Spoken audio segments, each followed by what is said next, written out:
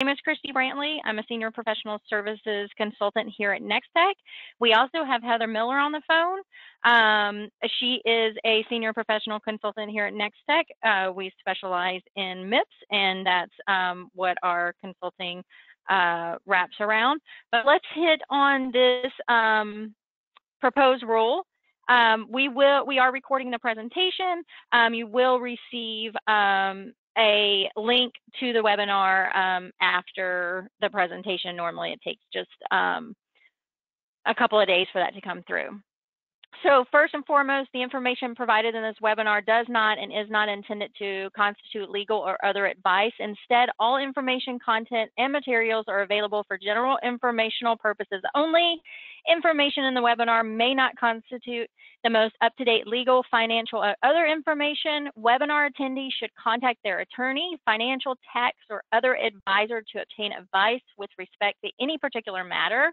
This webinar contains links to other third-party websites. Any such links are provided only for convenience, and NextTech does not recommend or endorse the contents of any third-party sites. So in our agenda today, we're going to talk about the MIPS proposed changes for 2024, quick look at MIPS Value Pathways, MVPs, why should you continue MIPS in 2024, and then a live Q&A with myself and Heather. We do have a quick poll question that we're going to put out there of, are you considering MIPS reporting for the first time?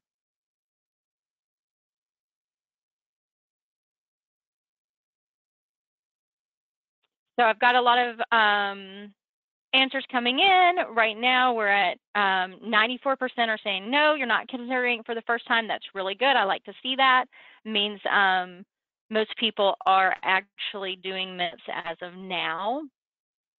2% said yes, and then we have a couple of 2% of not sure. So not bad. 96% of us on the call is actually doing MIPS. So good deal there. We got some experts then, I'm assuming, right? Yeah, some experts, absolutely. So now we're going to dive into the reason why you are here is because you want to hear about the proposed rule, the changes for 2024. Remember, this is proposed. The final has not come out yet. We are going to break this down by specialty.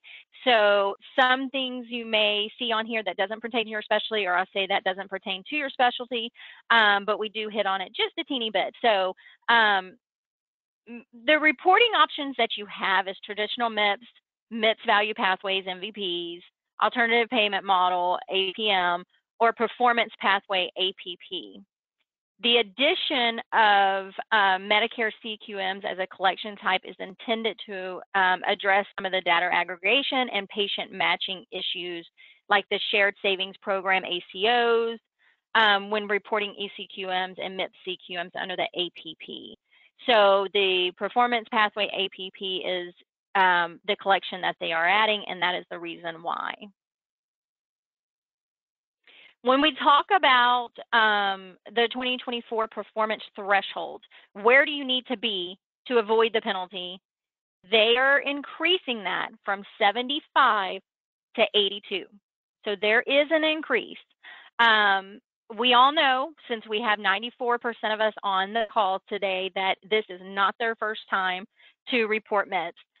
75 was already difficult, and now we're going to 82. CMS is proposing to use the mean of the final scores from 2017 through 2019 MIPS performance periods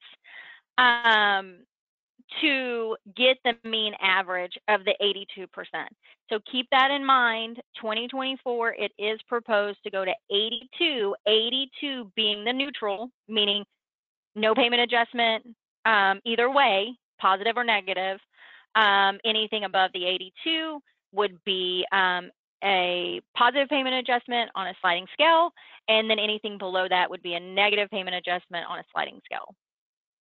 And I'll also tag team in here real quick too, is the exceptional bonus bucket. If you recall, last year was the last time we would see that exceptional bonus bucket.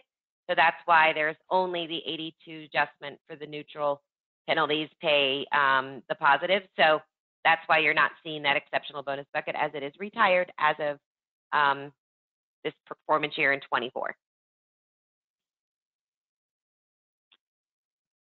All right, so we have our 2024 category weights. You can see there's no changes. We still have quality as 30% of the MIPS score, cost as 30, improvement activities 15, and promoting interoperability at 25. So at this time, there hasn't been any changes to that for proposed for the 2024 reporting year. Again, the penalty on a sliding scale of can be up to the 9%, with a positive payment adjustment up to 9%. Payment adjustment will be multiplied by a scaling factor to achieve budget neutrality, which could result in a positive payment adjustment of less than 9%. So everybody's probably noticed that in the past few years that it hasn't been 9%. And so remember, it is a sliding scale, and that is the reason why the positive payment adjustment can be less than 9%. Proposed changes for quality, it's still going to be a 12-month reporting period. It still requires 6 quality measures with 1 a high priority. CMS is proposing to amend the definition of the term high priority measure to include health equity measures. So that is something that CMS is looking to propose to amend, is the high priority term to include health equity measures. Data completeness, 75% data completeness is what is proposed for the 2024 reporting year. So data completeness was 70%, so now they're looking at it to be 75.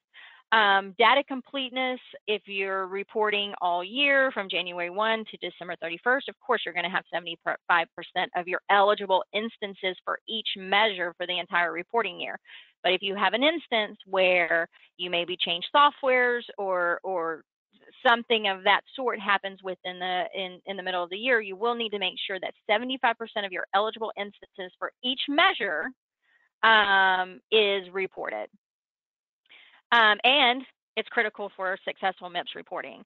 Also, proposed rule has data completeness at increasing to 80% in the calendar year 2027.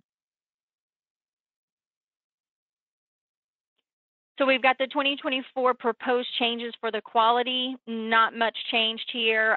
Still on a 1 to 10 point. Each required measure that can be scored against a benchmark will receive between 1 and 10 measure achievement points.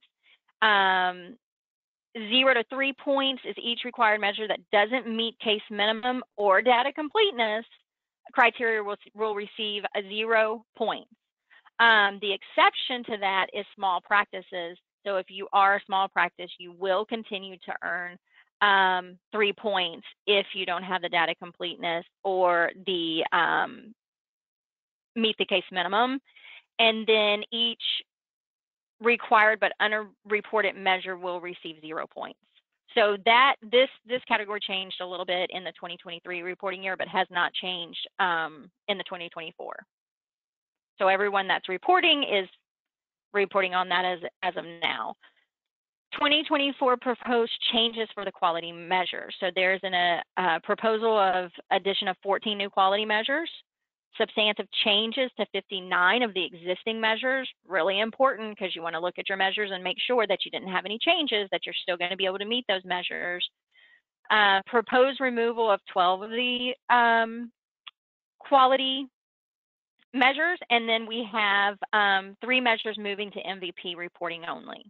So you can see how that MVP is coming into play, and we will talk about that. Heather's going to hit on that a little bit later on in the webinar, so we can address that a little bit more.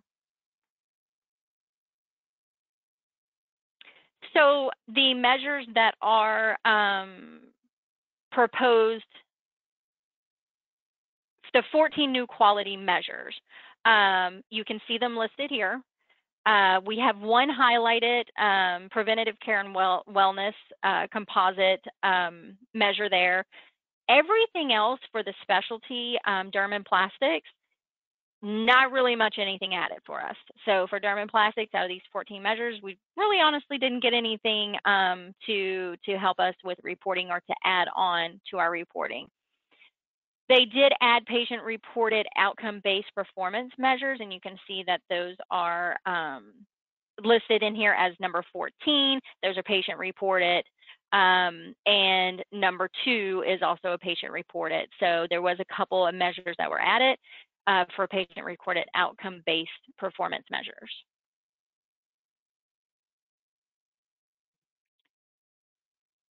$12 quality measures proposed for removal in 2024. I did highlight the 2 measures that would pertain or could pertain to your specialty. Of course, 138, melanoma coordination of care. There probably are some of you on this webinar today that is actually reporting that. CMS is proposing the removal of this measure as a quality measure from MIPS because the measure has reached the end of the topped out life cycle. So of course we know that measure has been topped out at 7 points. And when a measure starts getting topped out, that's when they start to do away with it. So so obviously we knew that was coming because it was topped out, but they are proposing to remove that. If that is a measure that you're using, think about that for next year. When the final rule comes out, get your plan together, decide what you want to replace it with. Also, something else that may possibly could affect some of our practices is the 402, tobacco use and help with quitting among adolescents. So I know some are using that tobacco use and help quitting among adolescents aged 12 to 20. CMS is proposing the removal of this measure as a quality measure from MIPS because the measure is duplicative with 226.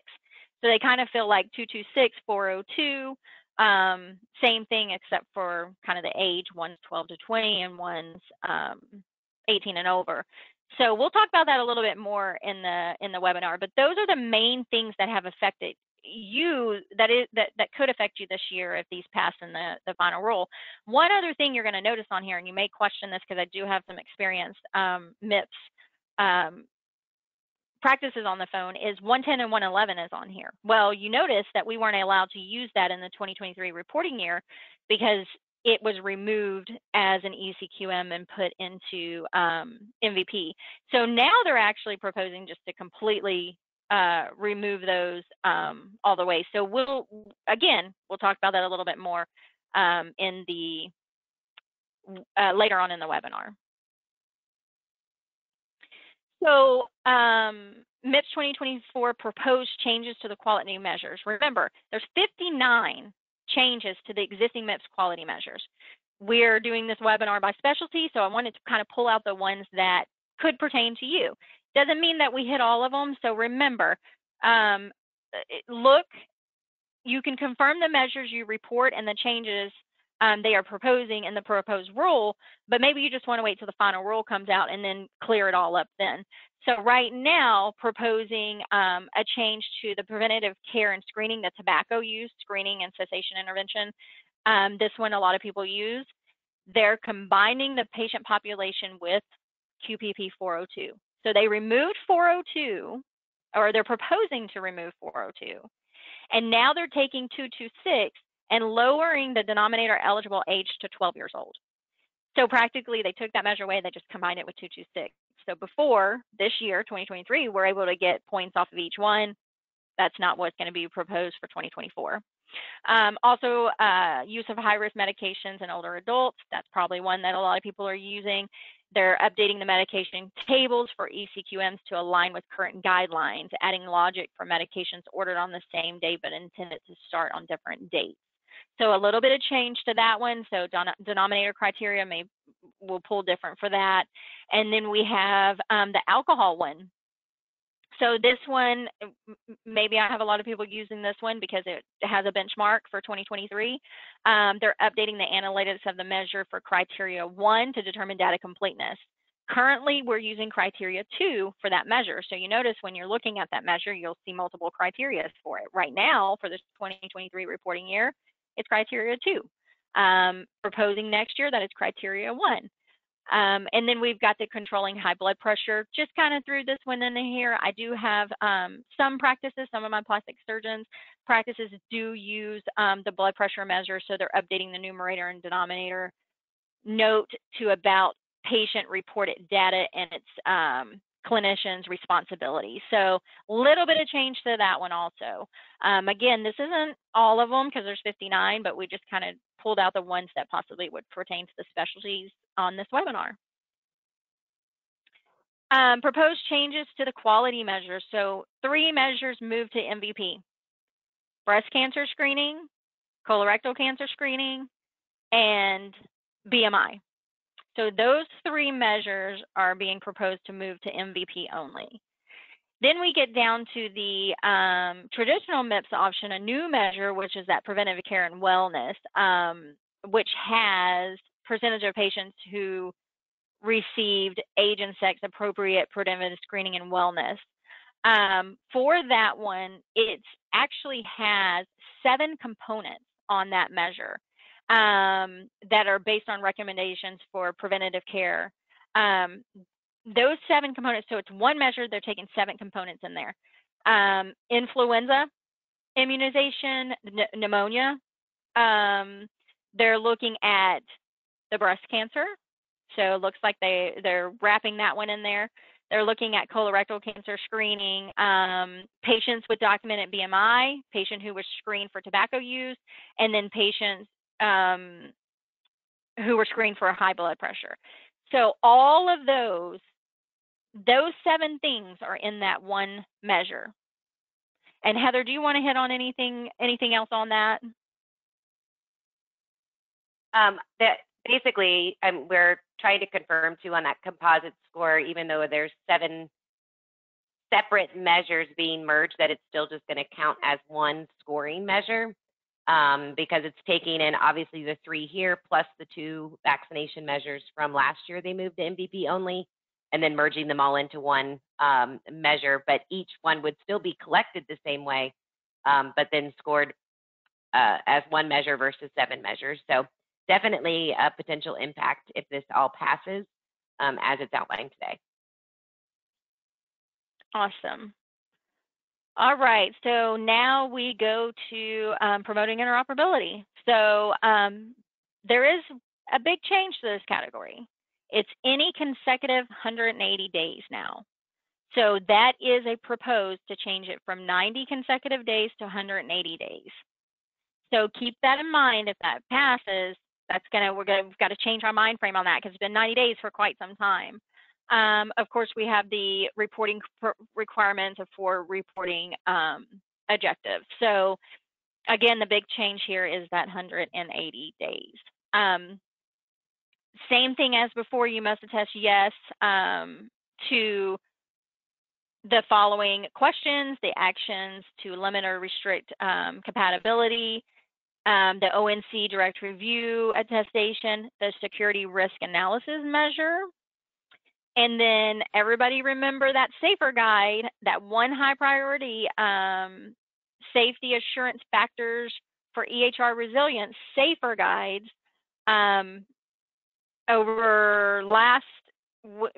it wasn't required. Well, now that high priority is going to be required. So the high priority practices that was, you could attest yes or no to it in the past years, that's not going to be that way anymore.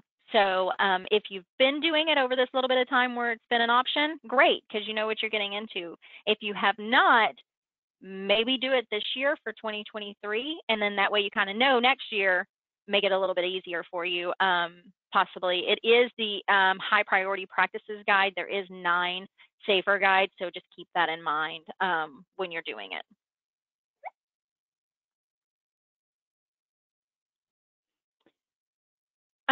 Proposed changes to the PDMP. They've added the exclusion does not electronically prescribe any Schedule 2 through 4 drugs during the reporting period. CMS is proposing to modify this exclusion to the following, which is does not electronically prescribe. The current exclusion they feel is too broad and doesn't necessarily accommodate clinicians who don't electronically prescribe any of those drugs during the performance period. But keep in mind, your performance period is 180 days. So just keep that in mind. Automatic reweight, there has been and there still is a small practice reweight, and that is still supposed to be there in 2024, and then again increase the minimum of 180 consecutive days.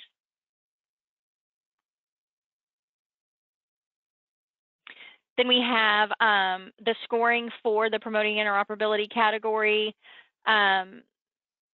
The provided patients exchange decreased from 40 to 25, and then you've got the public health and clinical data exchange increased from 10 to 25. Still includes options for bonus points.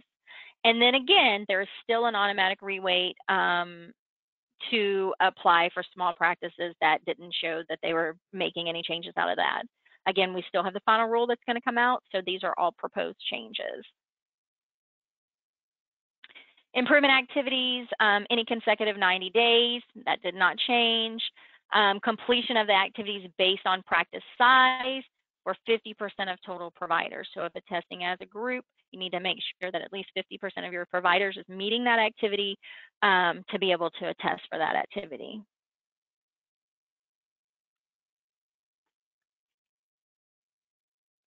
So proposed changes for improvement activities, modification of one new improvement activity, and they modified the title. And so if you're looking at it, if this is a measure that you use, then you want to make sure the title's been modified, number one, and just make sure there's not any modifications to the criteria that you need to be able to support this activity. Any type of change like that, I always like to check everything year over year, make sure you're checking it, make sure you're still meeting. You can use your activities year over year if they didn't, if they're still available. But I always, year over the year, look at them, see what type of supporting documentation that you really actually need for that if you are audited, and that way you can have that together.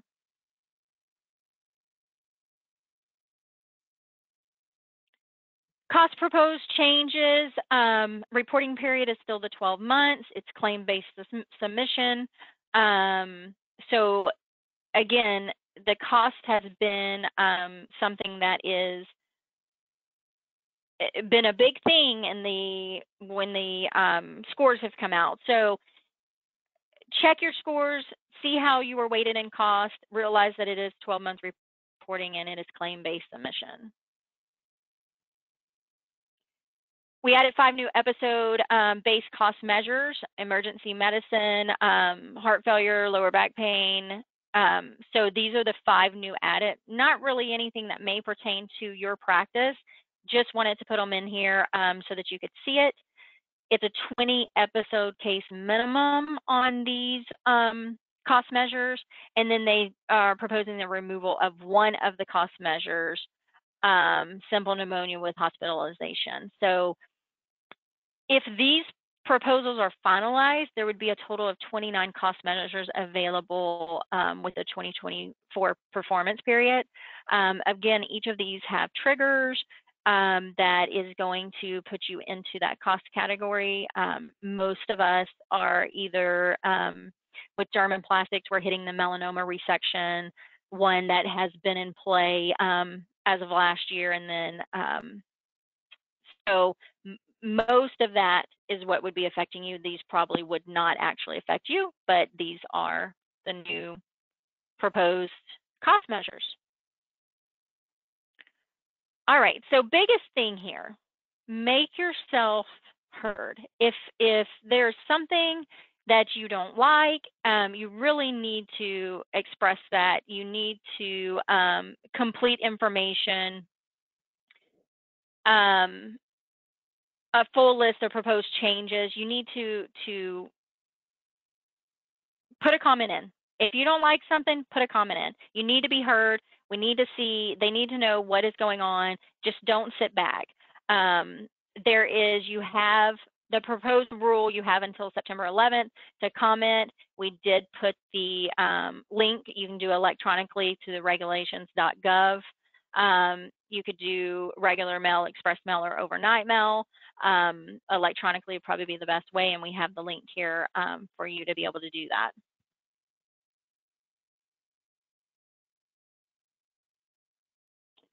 Okay, so let's wake everybody up again, because MIPS is so interesting.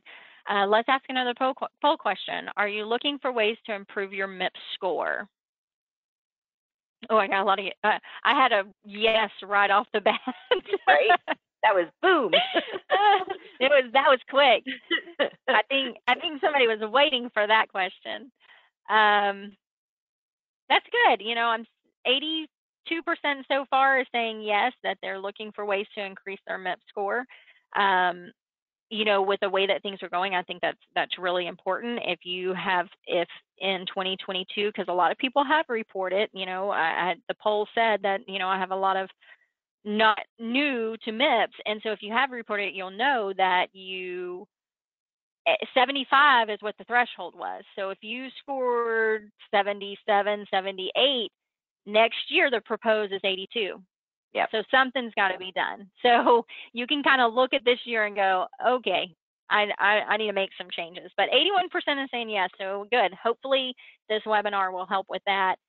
Final rule will help with that. And of course, we always have myself, Heather, and we'd have another MIPS consultant, Megan. So if you ever need anything, you can always reach out to your CSM for that. So We're going to take a quick look into MVPs, and Heather is going to take on this section of our webinar. Perfect. Thanks, Christy. And MVPs is, if you guys remember, it's kind of where we're going. It's the MIPS Value Pathways, and CMS is committed to the transformation of MIPS through the MIPS Value Pathways, and it's basically a new participation framework that's to be implemented in the future. It's not going away. It might not impact you in the upcoming 24 year, might not have impacted you in 23, but it definitely began the voluntary process of participating in MVP. And then they're going to be continuing to add MVP models that could implicate plastics and derm. So why have they done this? And you might recall what CMS has heard was that the current MIPS program was too confusing. There were too many choices when selecting measures, making the process too hard. Many measures are not relevant to providers' specialty, and patients can't compare performance between providers because we're choosing from a very large list of measures, even though we're specialists, and then yet being compared like we're apple to apple. So these are the different things that CMS heard. And then because of that, had created this MVP timeline to take the current structure of MIPS, which is 4 separate categories, and then merge them into a fully implemented pathway where there's overlap of the quality component and the improvement activity component and the cost component, and then a foundation level for the promoting interoperability and patient-reported outcomes. So this transition began implementation in 22. MVP in 23 was the first year you could voluntarily select to participate in MVP, and then we're proceeding on in 24. And I think between 5 to 8 years is what they say that we'll have traditional MIPS will be retired and then move into this MVP model for all of our reporting in the quality payment program. So looking at this as far as the foundation layer, that is to conclude one population health measure, which is either hospital-wide 30-day or the clinical inclusion group risk standardized admission rates. It's a mouthful right there. But these are 2 layer, basically population measures. You'll have a choice which one you want to be scored on. And then that'll become one of the quality measures within your list. The quality performance category will be a list of measures. What we've seen, it's about 8, maybe 12 measures in the MVP, and you would select 4 of those. as your quality measures to be scored on. The improvement activity list also would then be created off of an 8 or 9 list versus the 100 we see now. And then the way you pick it, you can still pick 1 high or 2 medium, depending upon your choice there. And then in the cost performance, this is also where the scoring will align with the traditional MIPS program, but there might be different performance category weights depending upon the outcomes. So looking in at this, I just wanted to kind of give an example of what we see. So there's 5 new proposed MVPs for 24. They're listed here, focusing on women's health, quality care for treatment of ear, nose, and throat disorders. And then the one I'm going to kind of just highlight here is the rehabilitative support for musculoskeletal care. And you'll see in the proposed MVP, they will actually say which specialties could be or should consider this MVP. And then you'll have that quality list of the measures, the improvement activities, and then any cost measures that would be included within the scoring. So this information is being released. It's available for the MVPs. Like I said, at this time, most plastic and derm practices most likely would not be relevant or be considered as a specialty for any of the current models. But this is what we should be expecting in the future as they continue to add those MVPs for other specialties. So jumping into the next poll question, are you changing your software platforms or have a need to understand MIPS better? So I'm going to launch this poll and see what we got here. So we do have some people that are looking to change platforms, or I don't know if you're interested in learning more about MIPS. This is kind of like a double question now that I read it, right? And maybe we can address some of those questions when we get to the Q&A and better understand kind of where your needs are in this, because it's a little bit everywhere.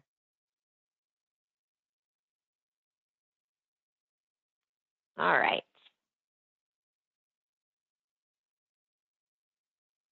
So those 33% of yes and 18% not sure. That means some people are on the cusp here. So that's good stuff to see. Mm-hmm. All right. So jumping into why you should continue MIPS in 2024. And let's talk a little bit about that. Christy, you want to jump in or? Yeah, absolutely.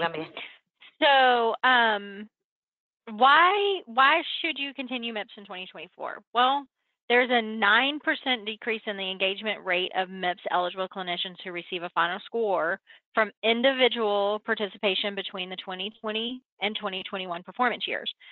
You know, I feel like a lot of that came from the COVID hardship and COVID, that there was just a huge decrease, thinking the value of the MIPS wasn't worth doing.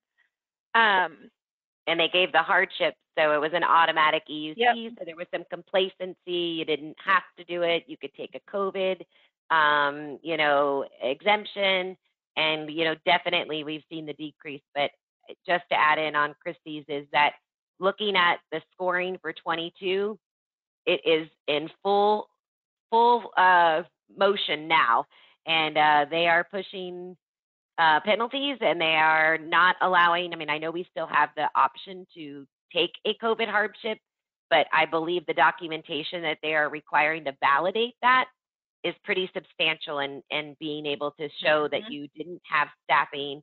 They're looking for payroll documentation of those staffing issues. So I know that both Christy and I really do make sure that before you just take a COVID quote exception, you are very confident that that is the reason, now that we're outside the pandemic, and maybe you still are seeing some of those implications, but you really need to be able to support them. Absolutely. So we have top reasons to stay in MIPS. Number one, can't afford to lose any more money on government regulations. At this point in 2023, you earned 75 points to avoid the 9% penalty. That's neutral right there. So If you are just wanting to avoid the penalty, then get to the 75 points and avoid that penalty.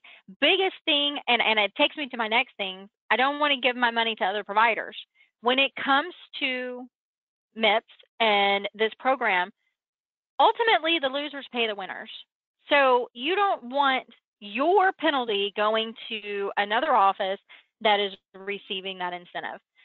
We all know that we don't want to have to take that hit. So we definitely don't want that. I want to continue to collect more money on my Medicare payments, achieve positive payment adjustments, money in your pocket.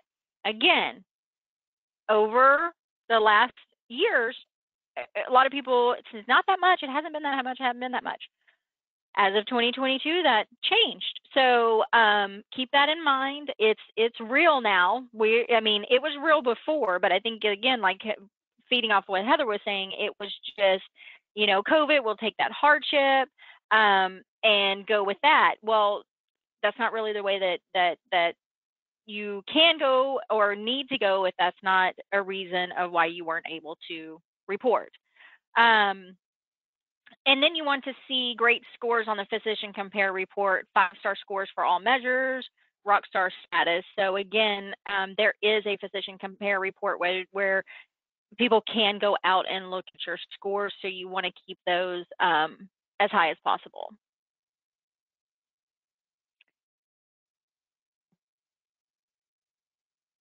So 2021 payment adjustments, you can see that the exceptional performance here of 2.34% for the 2021 payment adjustments. Now, again, at this time, 2022 scores just came out. So if you attest it in 2022, you need to go into the QPP website and check your scores. Make sure that everything looks right, and if something does not, do a targeted review. That is open until October 9th, so make sure you do a targeted review if you feel that something is not correct when it comes to your any of your scores. And just Heather, to add, I mean, we are seeing some very high adjustments in the exceptional performer bucket in 22 numbers that were just released with the final score during targeted review. But I will just inform the group, if you received a score of a 100 in 22, it is projected to get an 8.25% adjustment, which is obviously the largest. 2.34 was the largest prior to this year.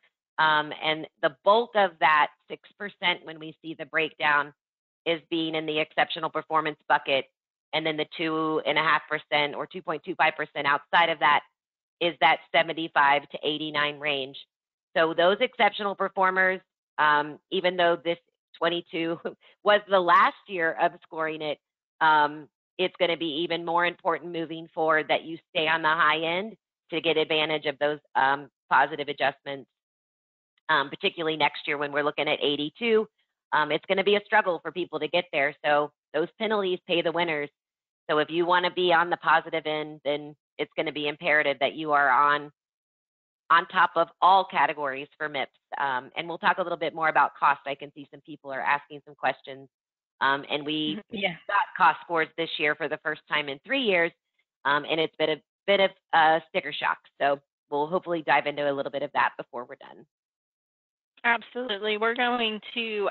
this is kind of another reason is those max adjustments is they're looking at, and it's written in the proposed rule that a potential of 8.82% in 24 for positive adjustments moving forward. So lots of incentive to stay in, but a lot of work that you got to put in to get there. And so I guess this brings us to, you know, some questions you might be having. How do I stay on top of these changes? How do I monitor? Where do I find training? How do I know what I scored in previous performance years? Should I apply for hardships? Are there COVID hardships in 23? And is it too late for us for any help? So we'll quickly kind of walk through these. Number one, if you aren't logged in or signed up to receive the CMS email updates, I would automatically begin that immediately because that is where you'll find anything that they're releasing that's new, date changes. So that is definitely number one. Attending trainings and webinars on MIPS and regulatory topics. You're here today, you're doing it. Confirmed subscription of our Next Tech Compliance Corner. If you're not aware what that is, reach out to your CSM, make sure you're receiving it. Not only do we give you updates within the software and changes we might be making, we'll give you deadline information, any type of things that need to be on your radar to be sure that you're compliant for the full calendar year. And then you could ask for help, hire MIPS experts. There's 3 of us now on the team. We meet monthly with our MIPS consulting clients to ensure that they can hopefully max those scores and achieve the benefits that we've been discussing. So those are kind of some of the things that you can do. Monitoring your score on a month-to-month basis is the only way to really make sure you're maxing those points and you're addressing gaps quickly. They can grow really fast if you're just doing it once a quarter, or if you're waiting to fourth quarter. A lot of times it's too late to even make that change. Running your PI reports to target the best 180-day reporting period, just as important as running those quality reports. Look at training your staff, follow up to ensure they're being consistent, because you give them complacency, I promise you, they stop hitting the buttons. So just make sure you stay on that. And, you know, tobacco cessation seems to be one of those ones, like it's doing great, and all of a sudden they stop doing it. So you want to make sure they stay on it, and then continually check up with your EHR vendors for updates, regulatory guidance. Again, that's one of those things with the compliance newsletter that we try to always reach out to you so you know where those updates are and where to find them. Here's where you can find training materials within NextTech. We have a compliance university within the community portal. It is important that you go here, not to the actual individual platforms, because this is one that will then drill into each regulatory component which within each of our platforms. So make sure you go into Compliance University, drill into the platform you're using, and then you can actually drill into the categories of quality, promoting interoperability, and improvement activities. And then how do I know what I scored in previous performance years? So this is what we were kind of just talking about, the importance of logging into QPP and look at your performance year from previous. And right now, they just released last week the 22 scores. So we have 60 days up into October 9th to submit targeted reviews if you do have concerns with any of the data that was submitted, or if anything that you're being scored upon that you don't agree with. You only have those 60 days to do that contesting. And if you miss the window, you miss the window. They don't allow you to go back. It's in the law that that's the window that they have. And if you miss it, they don't really have any implications to give you any leeway there. So you'll see your scoring is kind of reflected to the right. You'll see your different categories. They've actually added now, again, that adjustment based upon the base adjustment, which is up until the exceptional performance bucket, where here's an example from last year's scoring, where the bulk of the score came from exceptional performance. We are seeing that in 22 data, but then in 23 data, this is actually going to be eliminated as that exceptional performer bucket has been removed or retired. So should I apply for the hardship application for PI? Again, this is kind of comes down to your preferencing. If you're a small practice, it's automatically applied.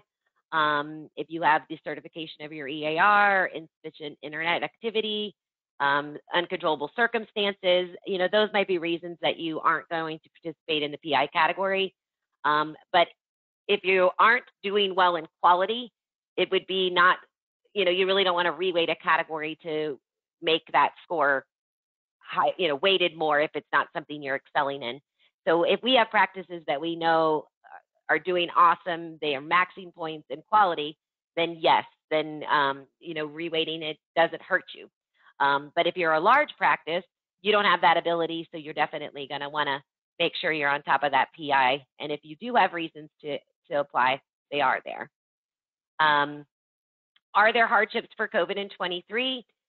They still do have COVID as a viable option, and it needs to have caused you to be unable to collect information necessary to submit for MIPS, and basically for an extended period of time.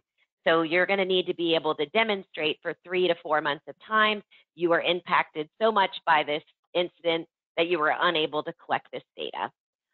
So if choosing COVID or one of the other options for those EUC hardships, ensure you've got this information to back it up. Common worries and themes too. Is it too late to ask for help? You know, I don't think it's ever too late to ask for help for MIPS, because submitting some data is better than no data. So just saying you're going to take the hit always just cringes my soul, because I really think it's always worth something. Every point does generate something towards your practice, whether it's a smaller penalty or a higher positive adjustment. You want to make sure you're submitting something. So here at Next Tech, we have MIPS Health Checks, we have CAST Monitor, MIPS Assistance, we have CAST Master. All of these includes assistant with attestation. So please reach out if you have anything or need some assistance with getting things started. So getting our last poll question together before we jump into this Q&A, because I think we're already at 10 minutes. Are you interested in receiving any assistance with your MIPS strategy to ensure MIPS success? And if you're interested in that, we can have some people reach out to you, and we would be excited to either give you a health check just to kind of see where you stand. And if you're interested in having monthly meetings with our team, then that's super exciting too. Absolutely. And then I did go through and answer some questions through the question chat. So if you did ask a question, just I've responded to most everyone on their questions. If you have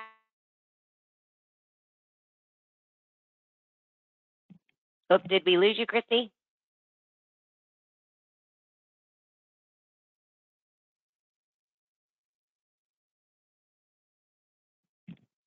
I don't know if somebody can just tap in and say, can you hear me, or did we just lose Christy?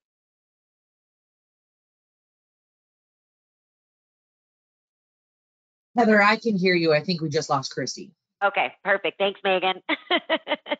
All righty. Well, let's just do a couple of things before we jump out to. We want to make sure that you guys know that we actually have now a MIPS to the Max toolkit, and this toolkit can be downloaded at this landing site.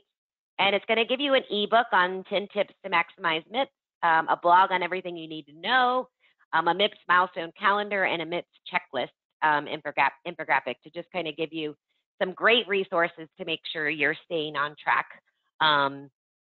with MIPS and staying on top of these changes, as we know. And we will be doing a final rule webinar once they release that final rule after comment period is over, so that you can confirm some of the things that were proposed today and make sure then you can get your strategy in place for the upcoming years.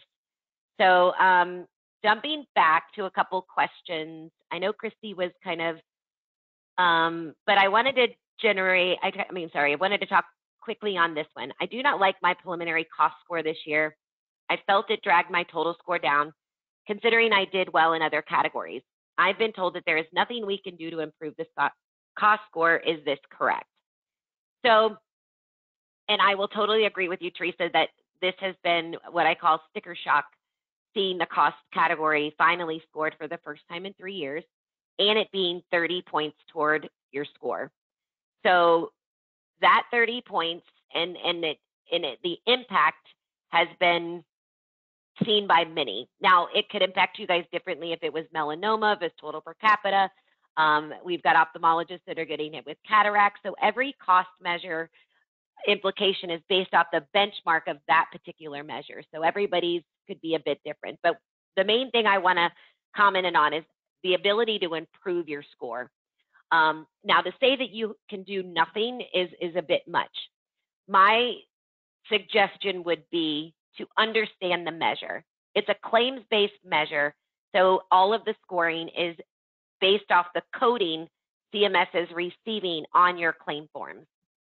Every cost measure has a code file that you can download and understand what qualifies the patient to get into the cost measure, what could exclude them from being in the measure, so that you make sure you are properly coding comorbidities or other infections and various things that could then exclude a patient from being included in the cost category and maybe increased your cost score. So those are available at the QPP website. And then also, if you go check your performance feedback for 22, it will provide you a data file of all of your eligible patients that got into your scoring. You can dive into that data. It is a little complex, but at least understand what you're being scored on. Is your coding reflective of your services? And if it's not, make those adjustments and ensure that that coding is the coding that's getting to the claim, not just in the note in a free type, but it's a, it's actual billing code or a diagnosis code that's leaving and going to CMS on that claim form. So I know that's kind of a lot. It's a big, robust, and again, first year we've seen impact, so it's been a little bit of a shocker to a lot of accounts. So I hope that helps Teresa a little bit in understanding that. But I know we're probably going to get a lot more talk about the cost category because of that exact thing. People are getting, it's impacting their score quite dramatically. Couple other questions. Somebody asked where they could find the maximum values for individual quality measures, and they will release a benchmark file each year.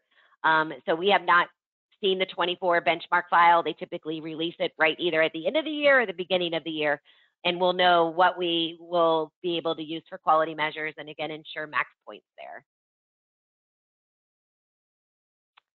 How do you find your score? Hopefully you go to the QPP website and you can log in and look for your score.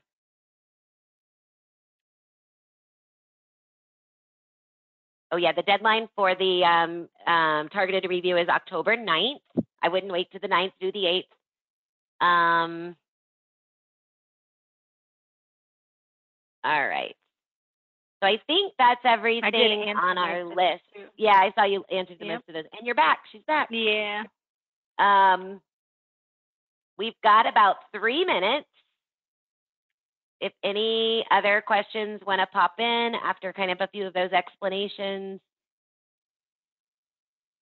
And if not, I hope you all enjoyed getting to see what's up in front of us and hopefully understand that it's not slowing down. It's moving quick, and you got to get your stuff together to get those 82 points if that's what we're looking at. We just had a question pop up, Heather. We're small dermatology, single practice, and we have not done MIPS for 2023. We took the exemption and would like help. Okay. So Judy, I'm hoping you will reach out to you and make sure that you get your assistance and the options that we can do to help you guys. To take down her name. You are sure welcome. I took it too, Heather. Perfect. Well, we did a really good job, Christy, because we have very few questions. So I always take that as we told them everything, right? That's everything you need to know.